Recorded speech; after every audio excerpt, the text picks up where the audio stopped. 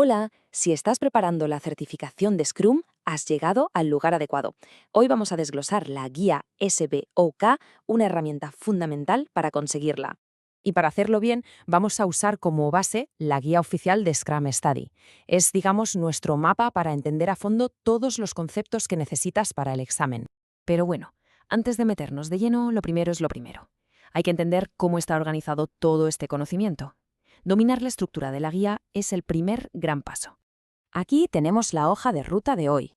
Empezaremos con el esqueleto de la guía, sus principios y aspectos, y luego profundizaremos en algo crucial, la organización y los roles. Veremos los principales, los secundarios y, lo más importante, cómo encajan todas las piezas. Venga, pues vamos al lío. Para entender la guía SBOK tenemos que pensar que todo, absolutamente todo, se sostiene sobre tres grandes pilares. El primero de ellos son los principios. Y ojo, porque esto no es negociable.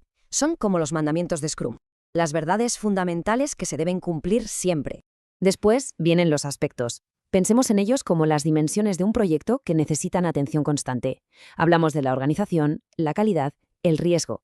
Son áreas que siempre hay que tener en el radar. Y el tercer pilar son los procesos. Esto ya es el cómo se hacen las cosas.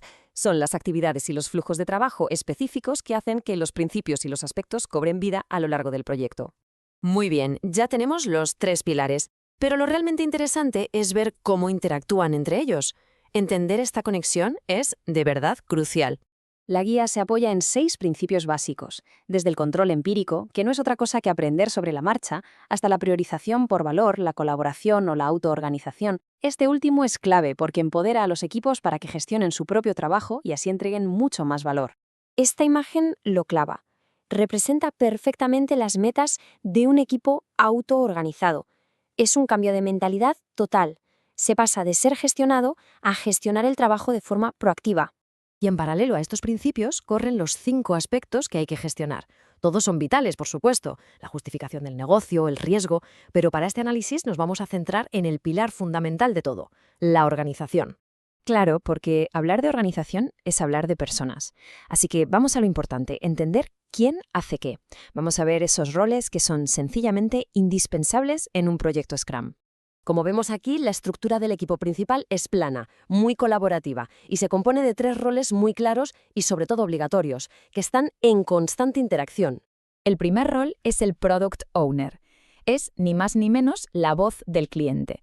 Se encarga del qué y del por qué. Su obsesión es maximizar el valor del negocio, lo que lo conecta directamente con el principio de priorización basada en valor y con el aspecto de justificación del negocio. Luego tenemos al Scrum Master. No es un jefe, sino más bien un entrenador, un facilitador.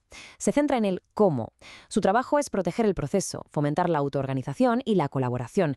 Y muy importante, quitar de en medio cualquier obstáculo que pueda frenar al equipo. Y llegamos al equipo Scrum. Son quienes se ensucian las manos, el grupo de profesionales que hace el trabajo. Ellos ponen en práctica el principio de desarrollo iterativo, cogiendo los requisitos priorizados y transformándolos en valor real, en entregables, sprint tras sprint. Para que todo esto quede bien claro, sobre todo de cara al examen, vamos a ver un resumen de estas responsabilidades, puestas unas junto a otras. Esta tabla es oro. Resume de forma súper clara y concisa las tareas clave de cada rol. De un solo vistazo podemos ver las diferencias y sobre todo las sinergias entre ellos. Pero ojo, no todo acaba en el equipo principal. En un proyecto Scrum hay otros actores importantes que también juegan su papel. La diferencia clave, y esto es pregunta de examen casi segura, está en el compromiso y la responsabilidad. Los roles principales son esenciales y responsables del éxito. Los secundarios son un apoyo opcional. Aquí vemos algunos, como los interesados del negocio o el Scrum Guidance Buddy. Este último, el SGB, es muy interesante. Aunque es opcional, puede ser clave para que Scrum se aplique de forma coherente en toda la organización. No están en el día a día, pero su guía es importante.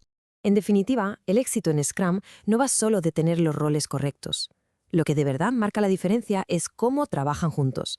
La estructura está diseñada precisamente para que haya sinergia, para que la visión del Product Owner, la facilitación del Scrum Master y la ejecución del equipo estén perfectamente alineadas y remen en la misma dirección, siguiendo siempre los principios de Scrum.